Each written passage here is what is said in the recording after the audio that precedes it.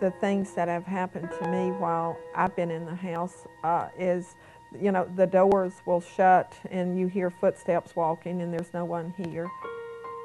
In the winter, a lot of times the doors on the second floor bedrooms will start slamming and no one's in the house.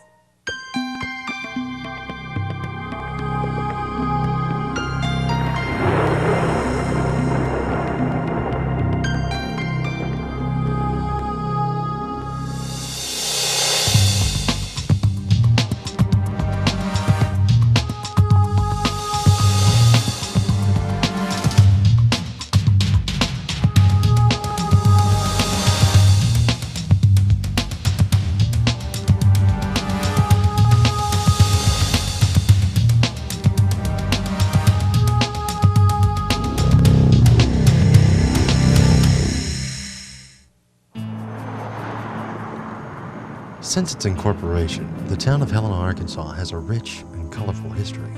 Through its evolution, it is shared in the highs of society as well as the lows of economic depression. Helena stands as a reminder of what was once great and thriving can be lost to the modern age thinking of quantity over quality. Founded in 1810, the small community began as a thriving Mississippi River port, larger in size and importance as Memphis would become. Helena was the site of one of the bloodiest battles in the Civil War. Being such a strategic location along the Mississippi River, the Union was quick to invade and occupy the township in 1861. However, on July 4, 1863, the Southern rebels were planning an attack that would bring control of the port back to the Confederacy. Unfortunately, miscommunication led to a massive defeat, leaving 1,437 Confederates dead and countless others wounded. This horrific battle has been overshadowed and faded in importance to the more prominent battle fought that same day at Gettysburg. Magnolia Hill Bed and Breakfast, built in 1881, is located on the site of one of the bloodiest confrontations between the North and the South, and many have reported ghostly phenomena inside the grand old home. Could it be the fallen soldiers not ready to accept the defeat that was handed to them all those decades ago? Or could it be the former members of high society that remain, seeing only the glory that it once was, reliving the moments of splendor that they enjoyed there? Our team of investigators are geared up to find out. Original owners of the house is Charles Lawson Moore and Mary Horner Moore. And these are their photographs that are on the wall. They've been hanging in the house since I bought the house. And they started building this house in 1895, and they lived here until 1939. And if you'll go upstairs with me, I'll show you the rooms in the house. Typically, we'll meet with the owner when we arrive at the location. That person will take us room to room, give us some information about where activity has occurred.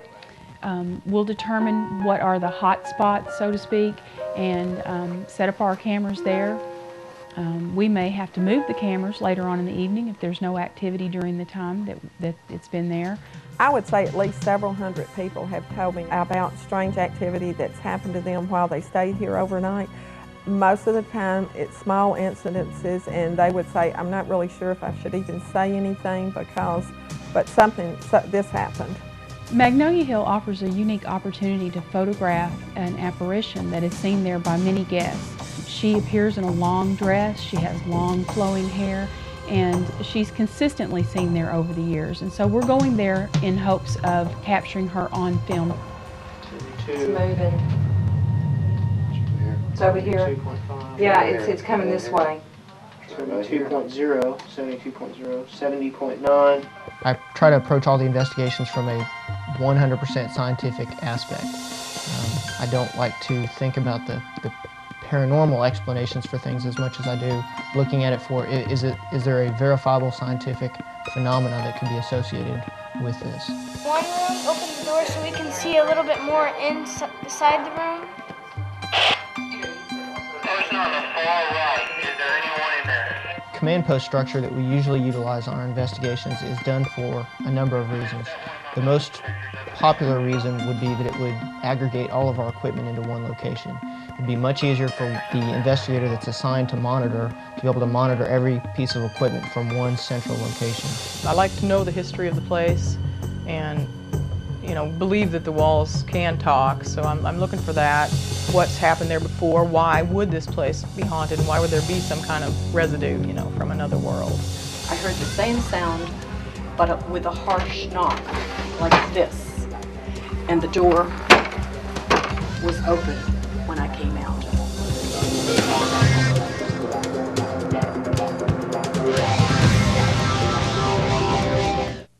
Most of the guests tell me, they'll come downstairs at breakfast and they will tell me that, you know, I had a strange dream last night. I woke up and there was a lady standing beside my bed. She had long blondish brown hair. She was just looking at me and then she disappeared. They all tell me the same story. Magnolia Hill investigation was unique from the standpoint we used a lot of cameras, 4 cameras on 3 different floors, and we really wanted to observe everything going on in the house and in some manner or another capture something on video that can't be explained. I consider myself to be somewhat the skeptic of the investigation team. Having a photography and video background as I do, I'm pretty much let me photograph it and then I'll believe it. Our approach to doing an investigation is to do as clean an investigation as we can. We tend to avoid shooting into mirrors or having any sort of things that can introduce artifacts into the image that can discredit what we shoot. Well, when the group arrived at Magnolia Hill, we meet at the command post, usually for our assignments for the evening. Larry has those, and he usually stations everyone where we need to go. I was awakened by sounds around 2 o'clock in the morning. We got up, we looked out in the hall, we walked down to the end of the hall. When we got to the 3rd floor entrance, the door was open. The door is almost always shut, and I'm almost positive when I came up the stairs to go to bed, the door was shut. So I shut the door and went back to the blue room. A little bit later, I heard the same noise. I got up from the room, the door was open. Now you can see that the door does not open easily. This time, I shut the door tightly. I grabbed this chair and I put the chair tightly under the doorknob to keep the door shut. About 30 minutes later, I heard the same sound, but with a harsh knock, like this, and the door was open when I came out. I was very shaken, very upset, so I grabbed a huge seating chair that had stuffing, pushed it down the hall, put it in front of the door, shut it tightly, went back to my room and locked myself in the bedroom. When I went through the house the next morning, there was no one in the house. The doors that had been locked were locked, and all the doors going to the outside were locked, and they'd been locked from the inside as they had been the night before. I'm never scared when I'm on an investigation. One reason why is I feel that we have a really good team of investigators. That's probably why I'm so comfortable. We're real tight-knit. We all know each other real well, and so I never get scared.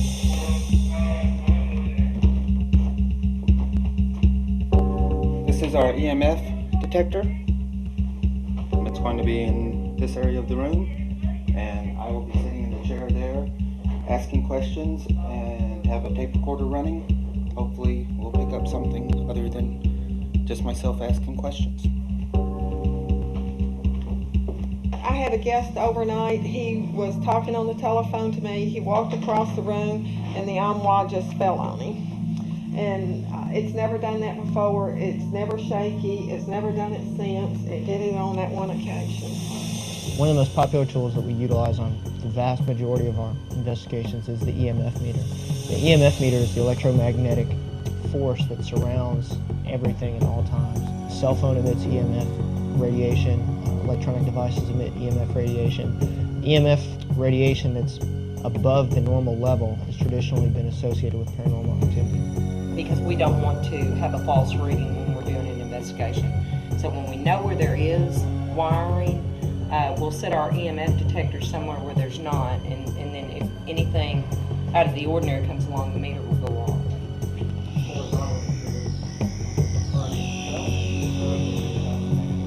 Did you get that in the other room? stops right here. Okay, it stopped. Yeah. It's just a cable probably that goes like this. Right. We had to watch any kind of fluorescent lighting. And a lot of them will make comments in the journals about, I think somebody was trying to play tricks on me. They will say their clothes were moved during the night. They will tell me that when they come back in their room, some of the things that they put on the desk was thrown in the floor. I actually have not seen an object in the process of moving. I've looked at a picture hanging on the wall and turned around and looked at it again, and it was turned sideways. There's something up here right now. I can feel it. Right here, there's a cold spot.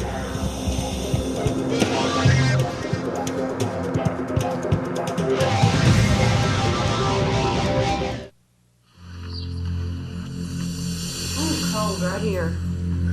Yeah, you feel this cold spot? You got your temperature gauge? There's a cold spot right here. Do you feel this? And as soon as I came up here, I felt something right in there, kind of heavy. Yeah, I feel it right here too. Yeah, there's a cold spot. There was definitely some cold spots on the 3rd floor.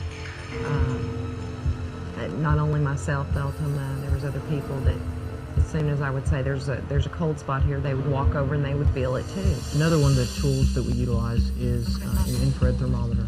Basically what the infrared thermometer does is you can aim it to a location that you want to retrieve a remote temperature reading from, and it'll display what the temperature is. Yeah, it's warmer than 83.5. Yeah, it's 83 degrees right there. Oh my gosh, it followed me on this. It was cold right here. Yeah, well, I felt it. You feel my 72, 74, 76, 78, 75. Okay, now. Yeah, the temperature definitely went up.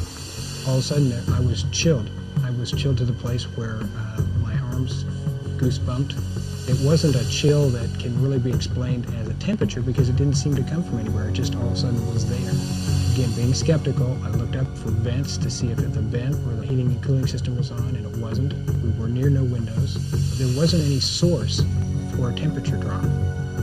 And it was significant. I mean, I felt like I needed a jacket. And it was probably lasted maybe 10 seconds, and it was gone. And I was fine. But I can't explain it. In addition to seeing a lady appear at the foot of their bed, she will also sit on their bed. And they tell me that they feel the weight of the bed go down, and then they will feel the weight of the bed go back up again. And that's happened a lot of times, and it seems to frighten men more so than it does women. I've heard this probably 10 different times, and there is a large size light that will bounce about where the border on the ceiling goes, and it's happened in several rooms, and it will bounce around the room for maybe 10 minutes or more, and then it will go away. And my guests all tell me they get up and search the windows, search the room, trying to find out where it comes from, and they can't find a source. With the advent of modern digital technology, the phenomenon that is orb photography has caused a great debate between the scientific community and the true believers in life after death. What these glowing balls of perfectly symmetrical circles represent is a true enigma to both sides, with neither able to fully explain, disprove, or convert the other's beliefs as to what they are or where they come from.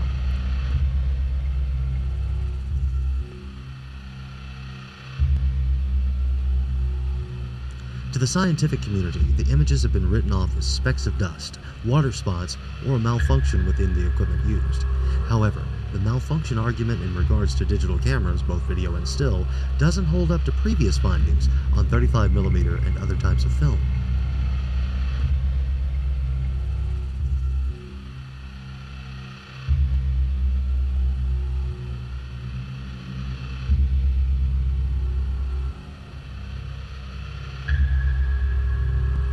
The paranormal take on these glowing balls of light, in most cases unseen by the human eye, is one of faith in the existence of a hereafter.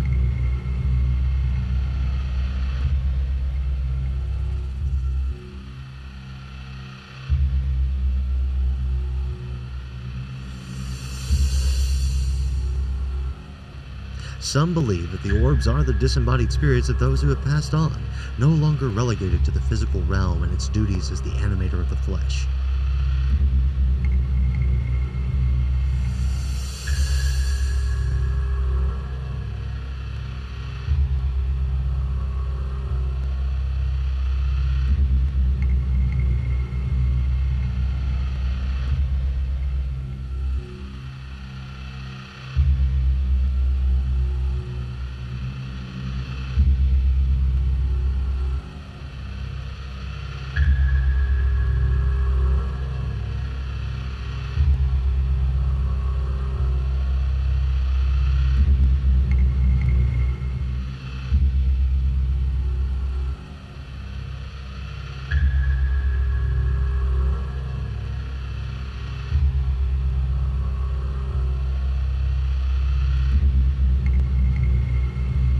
Being a faith-based argument, both sides can only agree to disagree until more concrete proof can be established or discovered for the scientific world to accept, or the believers themselves passing on into the next realm of existence and creating the controlled environment for the naysayers. There were some moments up on the very top floor, the third floor, where I felt the most energy. There was definitely something up there during the evening. And the EMF detector was going off up there. A lot of times when you tell someone that you're a ghost hunter, they will say, well, aren't you afraid? No, I'm not ever scared.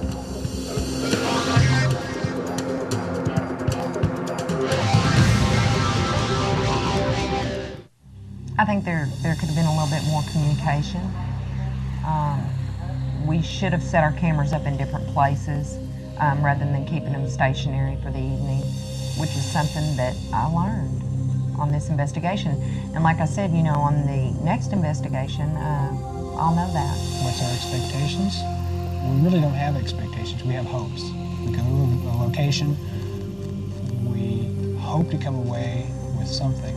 We try not to be disappointed if we don't get anything. Because there's too many personal encounters people have in general to just not have some explanation.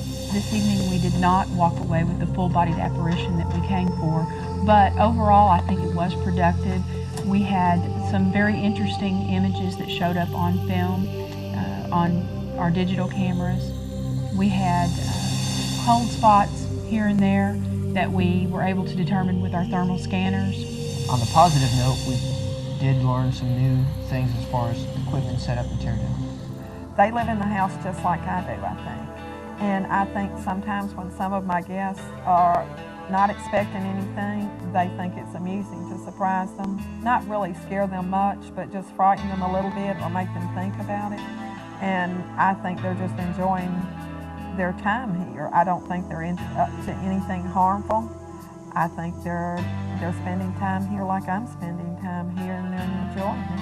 I'm not as skeptic as some people, but I do keep an open mind. There's explanations for things, but then there are the things that there are no explanations for right now. And I guess that's what it is. It's a passion, trying to find something that's unexplainable and have it explained to me. I go, it's just a ghost. I've got work to do. I've got things to do, and I'm going on with my life. It's so much fun to do what we do.